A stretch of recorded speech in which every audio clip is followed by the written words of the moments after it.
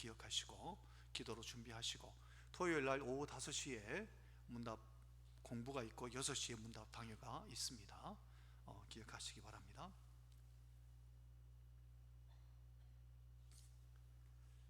예수님이 한 영혼 건지시기 위해서 풍랑을 무릅쓰고 바다를 건너서 거라사에 있는 광인을 만나셨죠.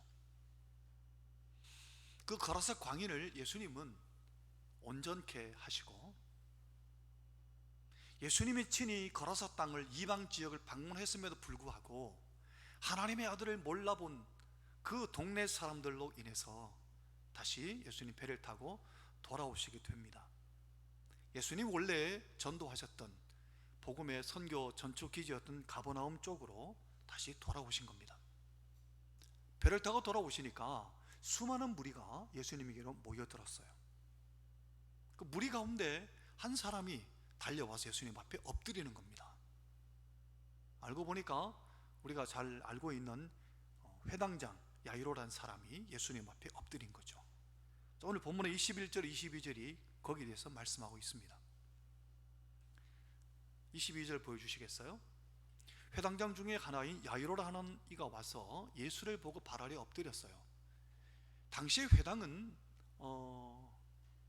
하나님의 백성들을 교육하고 가르치고 또 영적으로 치료하는 곳이었는데, 그 회당의 장이 누구냐? 회당장입니다.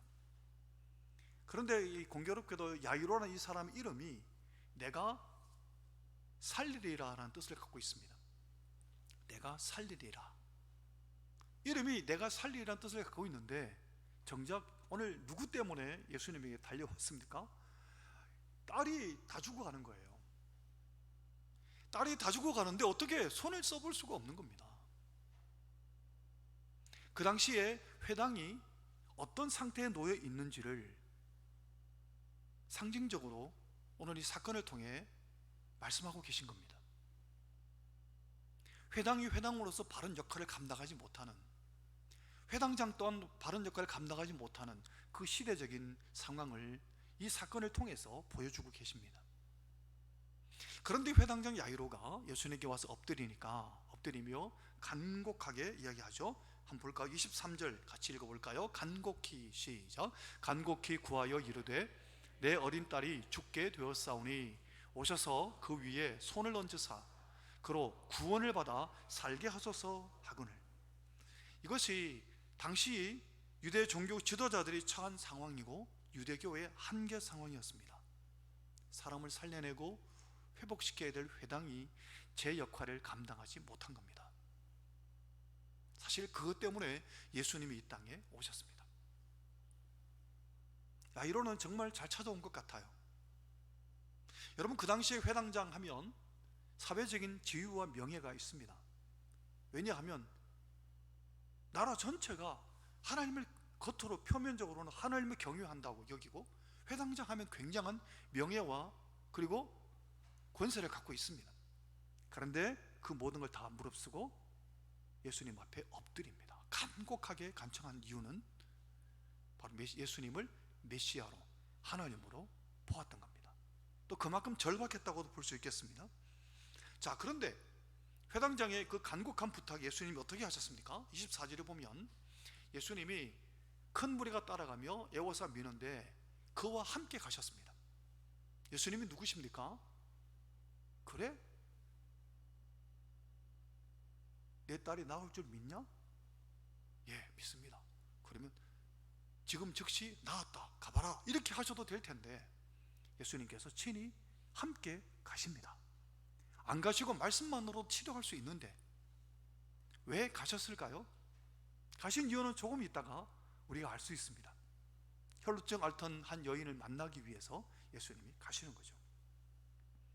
자, 그런데 여러분, 예수님이 가시다가 만난 여인이 혈루증을 앓았는데 몇 년을 앓았다고 성경이 오늘 본문에 기록합니까? 12해입니다.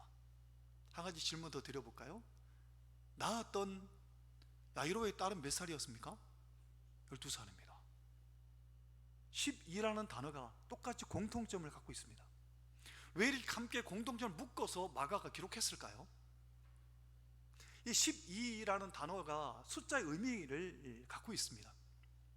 12는 3은 완전 숫자인데요, 하늘의 숫자잖아요. 성부, 성자, 성령, 하늘의 숫자. 4는 땅의 숫자입니다. 3 곱하기 4는 얼마입니까? 10입니까? 9입니까? 12죠. 그러니까 12라는 이 숫자는 바로 완전수를 가리킵니다. 무슨 얘기인가 하면, 이 딸이 거의 죽게 되는 그것도, 혈루증을 앓던 이 12회를 앓았던 혈루증도 완전한 절망의 상태를 12라는 숫자로 표현하고 있는 겁니다. 완전한 절망의 상태. 그 상태에서 예수님을 만나게 됩니다. 자, 혈루증 앓던 여인을 자세하게 오늘 성경은 기록합니다. 25, 26절에 보면 이렇게 기록하고 있습니다. 12회를 알아온 여자가 있어. 26절, 많은 의색에 많은 괴로움을 받았고 가진 것도 다 허비하였으되 아무 효험이 없고 도리어 더 중하에 더 전 차에. 여러분, 당시 혈루증은 유대인들에게 어떤 사람이었을까요? 여러분, 나병보다도 혈루증은 더 깊이 하는 대상이었습니다. 왜냐하면 부정했기 때문에. 성경의 레위기서에 보면 15장에 혈루증 앓는 것에 대한 자세한 기록이 한 장 전체를 할애해서 나옵니다. 그 중에 몇 구절만 예로 들어 보면, 유출병이 있는 자가 만진 질그릇은 깨뜨리고 나무그릇은 다 물로 씻을지니라. 또 그 다음에 23절을 볼까요? 같이 읽어볼까요? 그의 침상이나, 시작, 그의 침상 위에나 그가 앉은 자리 위에 있는 것을. 오늘 우리가 앉았던 자리에 누가 다른 사람 앉으면 부정합니까? 괜찮잖아요. 유출병이 있는 사람이 앉았던 자리에 앉는 것만으로도 부정하다. 하루 종일 부정하다. 그러니까 여러분, 그 사람이 앉은 자리마저도 부정하고 질그릇도 깨뜨려버려요, 손만 대면. 그러니 손이 닿으면 어떻게 되겠습니까? 직접 접촉하면 더 부정한 거예요. 그래서 혈루증 앓던 여인은 길거리에 다닐 수 없었습니다. 접촉하면 안 되니까. 그러니 이 여인은, 여러분, 그 당시에 여성들은 사회적으로도 남성들이 기도할 때 그렇게 기도했대요. 내가 남자로 태어난 것을 감사합니다. 여자로 태어나지 않아서, 저주받을 여자로 태어나지 않아서 감사합니다. 이렇게 기도했대요. 그 정도로 여자는, 여성이 그렇게 부정하다고 표현은 되었는데, 오히려 유출병까지 있으니, 혈루증까지 있으니까 얼마나 사회로부터 지탄을 받았겠습니까? 육체적으로는 질병이 걸렸죠. 또 영적으로도 마찬가지였겠고, 또 뿐만 아니라 뭐까지 있습니까? 돈도 다 허비해버렸대요. 그러니까 삼중고를 겪었던 거죠. 육체적으로, 사회적으로, 경제적으로. 벼랑의 끝에 서 있는 이 여인, 죽음과 같은 상황에서 한 가지 신락 같은 소망의 말씀이 들린 거예요. 주님이, 메시아 되신 예수님이 지나가신다는 거예요. 그래서 이 여인이 27절부터 29절에 보면 예수의 소문을 듣고 무리 가운데 끼어 뒤로 와서 그의 옷에 손을 댔습니다. 28절, 이는 내가 그의 옷에만 손대도 구원을 받으리라 생각함일러라. 29절, 이에 그의 혈로 근원이 곧 마름에 병이 나온 줄을 몸에 깨달으니라. 대단한 믿음 아닙니까? 아무리 절박해도 그럴 수 있을까요? 내가 그 예수의 옷자락에 손만 대도 나으리라고 믿은 거예요. 이야, 진짜 믿음이 대단한 거죠. 그녀가 일어나서, 여러분, 그 무리 사이에 끼어 들어가는 거, 자기가 혈루증 여인이라고 걸리면 죽는 겁니다. 죽음을 무릅쓰고 체면불구하고 모든 거 다 내려놓고 오직 주님의 옷자락 만지려고 그 틈새로 들어간 겁니다. 죽을 각오하고 일어나서 믿음으로 예수님 옷자락에 손을 잡은 거죠. 혹시 생각나는 구절 없습니까? 마태복음 보면 세례 요한 향해서 예수님이 이렇게 말씀하신 적이 있습니다. 한번 읽어볼까요? 세례 요한의 때부터, 시작, 세례 요한의 때부터 지금까지 천국은 침노를 당하나니 침노하는 자는 빼앗느니라. 이 여인은 천국을 침노한 거예요. 예수님이 천국이잖아요. 천국을 침노해서 예수님 옷자락에 손을 대도 되기만 하면 낫는다라고 믿은 거예요. 그 믿음이 이 여인을 건져낸 거죠. 성도 여러분, 예수님께서 놀랍게도 그것을 느끼십니다. 예수님 본인에게서, 예수님 하나님이시니까 능력이 누구에게 나간 걸 벌써 아신 거예요. 뭘까요? 30절 예수께서 같이 읽어보겠습니다. 예수께서 시작. 예수께서 그 능력이 자기에게서 나간 줄을 곧 스스로 아시고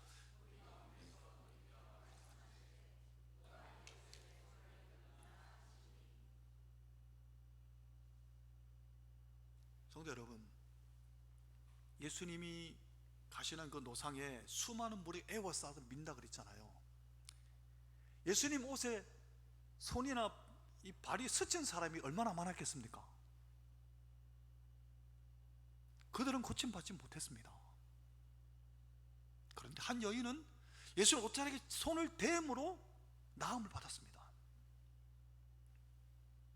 여러분, 오늘날도 많은 사람들이 교회를 들락날락합니다. 교회 출석하고 예배를 드리기도 하고 나가기도 하고 수없이 많은 사람들이 교회를 들락하지만 누구만 나음을 얻을까요? 믿음으로 나음을 얻는 거예요.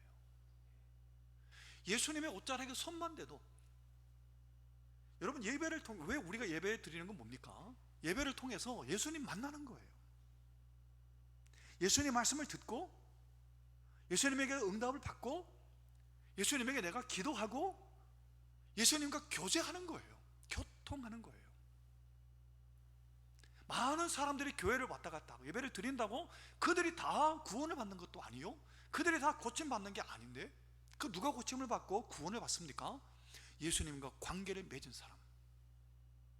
오늘 이 여인과 같이 예수님과 관계를 맺은 사람, 믿음으로 예수님께 나아오는 사람, 예수님과 인격적인 관계를 맺은 사람, 예수님과 교제하는 사람, 예수님과 접촉하는 예배자 되시기를 예수님 이름으로 축원합니다. 그럴 때 우리도 나음을 얻습니다. 그런데 놀랍게도 예수님의 제자들 반응 한번 볼까요? 누가 내 옷에 손댔냐 하니까 제자들이 이렇게 말합니다. 31절을 보면 무리가 에워싸 미는 걸 보시면서 누가 내게 손을 대었냐 물으시나이까. 당시의 제자들은 전혀 느끼지도 못하고 깨닫지도 못한 그들의 한계를 그대로 드러내었습니다. 예수님께서 32절에 33절을 보면 예수님이 둘러보셨습니다. 누군지 벌써 아셨죠? 그러자 33절에 이 여인이 예수님에게 떨며 나왔습니다. 그 앞에 엎드려 모든 사실을 여쭈었다라고 기록합니다. 여기 모든 사실이라고 표현했는데, 이 모든 사실이라는 단어가 모든 진리를 여쭈니라고도 번역할 수 있습니다. 이 진리란 표현이 뭡니까? 자기 있는 사실을 다 얘기하고 그 다음에 진리가 무엇인지 예수님이 여쭈은 것 같아요. 그랬더니 예수님이 이렇게 답변해 주셨습니다. 같이 읽겠습니다. 예수께서 이르시되 시작.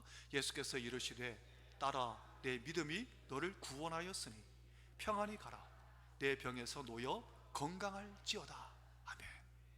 딸아 내 믿음이 너를 구원하였으니, 뭐가 너를 구원하셨다고요? 믿음이. 평안히 가라. 내 병에서 놓여 건강할지어다. 성도 여러분, 믿음은 뭘까요? 믿음은 양을 잡을 때 양에게 안수하거든요. 그러면 내 죄가 양에게 전가되는 겁니다. 그럼 양을 잡으면 내 죄가 용서를 받는 거예요. 예수를 믿는 게 뭘까요? 예수님에게 내 모든 죄를 다 전가시키는 거예요. 이 여인은 어떻게 신앙을 배운 사람도 아닌데 예수님 옷에만 손을 대면 내 모든 죄가 예수님에게 다 전가된다는 것을 믿은 거예요. 내 혈루증이 예수님에게 다 전달된다는 걸 믿은 거예요. 예수님 이것 때문에 이 땅에 오시지 않으셨습니까? 예수를 믿는다는 것은 내 모든 죄와 저주와 내 모든 더러운 것이 예수님에게 다 전가되는 겁니다. 대신에 뭐가 옵니까? 예수님의 피가 내게로 공급되는 겁니다. 그래서 나는 깨끗하게 되고 예수님에게 모든 것이 다 전달되는 겁니다. 이게 예수 믿는 겁니다. 이걸 안 믿는 사람들이 너무 많은 것 같아요. 이걸 믿어야 내게 능력이 나타나죠. 내가 나음을 얻죠. 이걸 믿어야 내 문제가 해결될 거 아닙니까? 마치 여러분 수혈을 받을 때 수혈을 이렇게 받으면 그 피가 내게로 들어오는 것 같이, 예수를 믿는다는 것은 예수님의 피가 내 속에 들어오는 겁니다. 그러면 내 안에 예수님의 피가 들어오게 되면 내 모든 죄는 반대로 예수님에게로 다 가는 겁니다. 이게 예수 믿는 겁니다.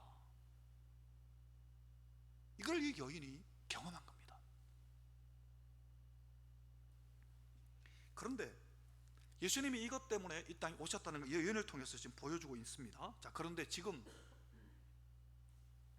이 일이 언제 벌어진 일입니까? 자, 지금 우리가 지금 이 혈루증 여인이 어디 가다가 이 사건이 일어났습니까? 지금 계속 열불 나는 사람 누굽니까? 야이로 아닙니까? 야이로는 자기 딸 지금 언제 죽을지 모르는 막 이게 막 열받아 있는데 예수님이 빨리 갈 생각 안 하고 한가롭게 다른 병자를 고치고 있는 거예요. 지금 얼마나 이 야이로 속이 탔겠어요.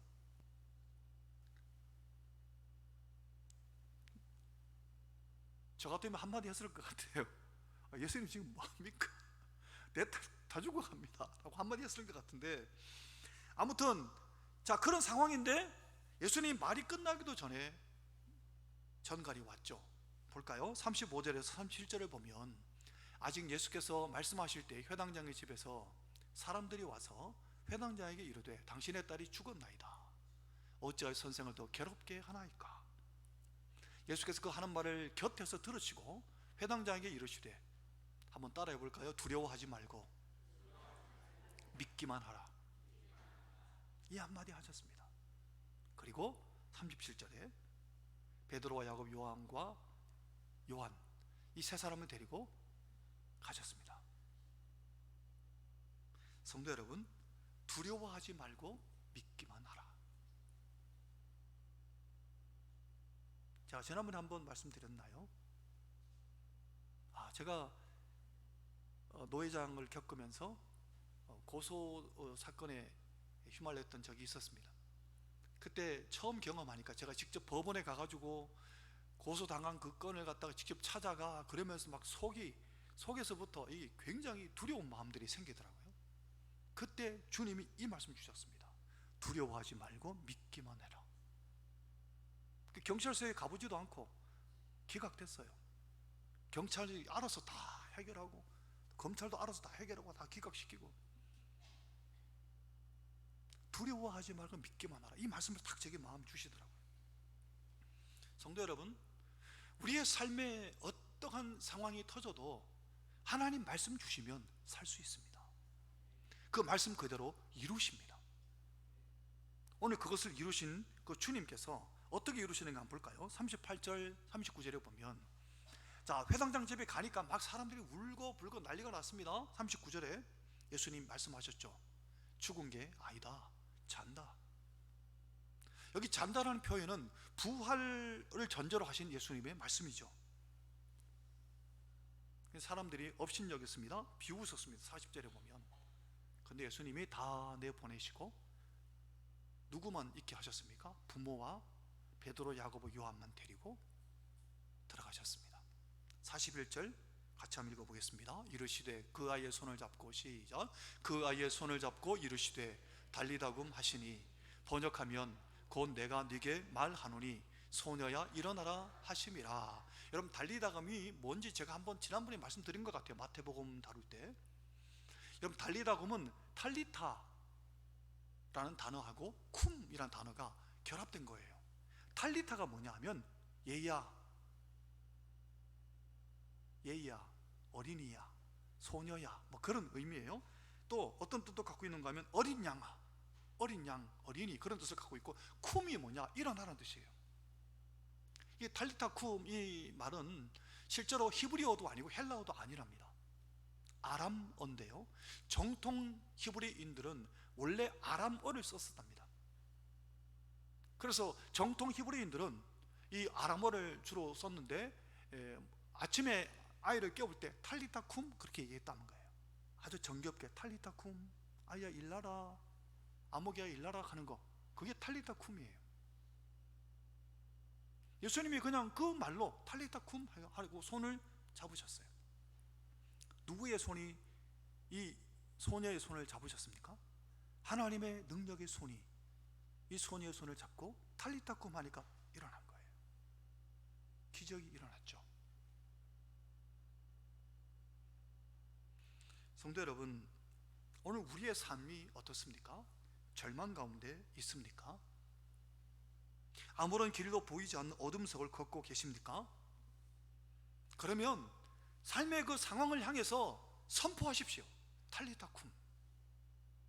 달리다 쿰, 우리나라 말로 그냥 달리다 쿰 하셔도 됩니다. 달리다 쿰 하고 외치십시오. 그리고 문제가 해결될 것입니다. 주님은 우리에게 이것을 가르치고 계십니다.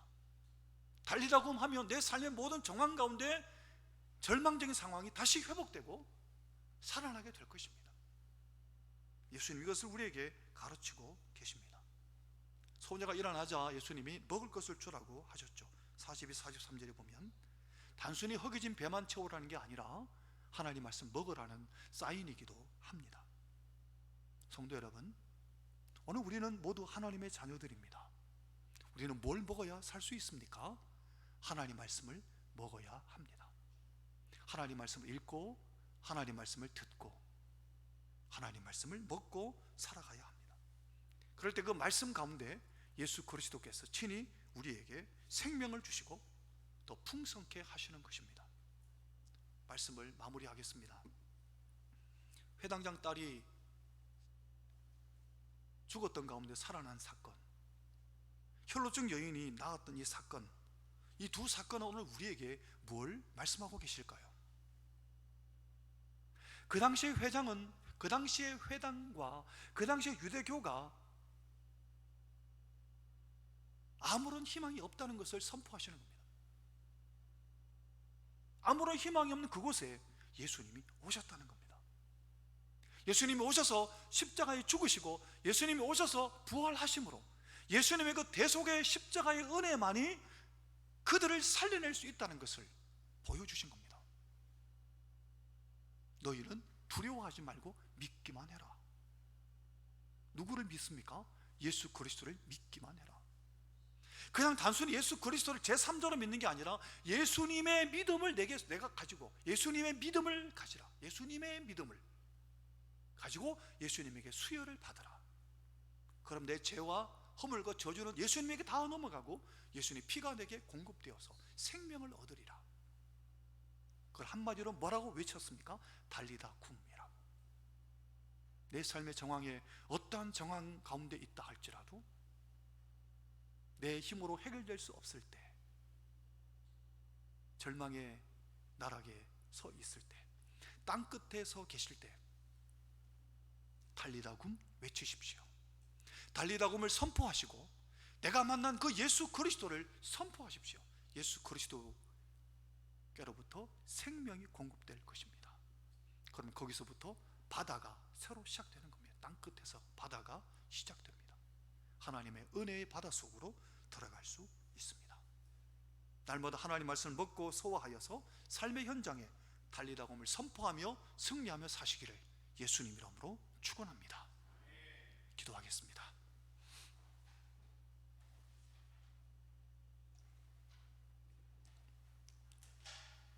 먼저 회개하면서 하나님 앞에 기도하겠습니다.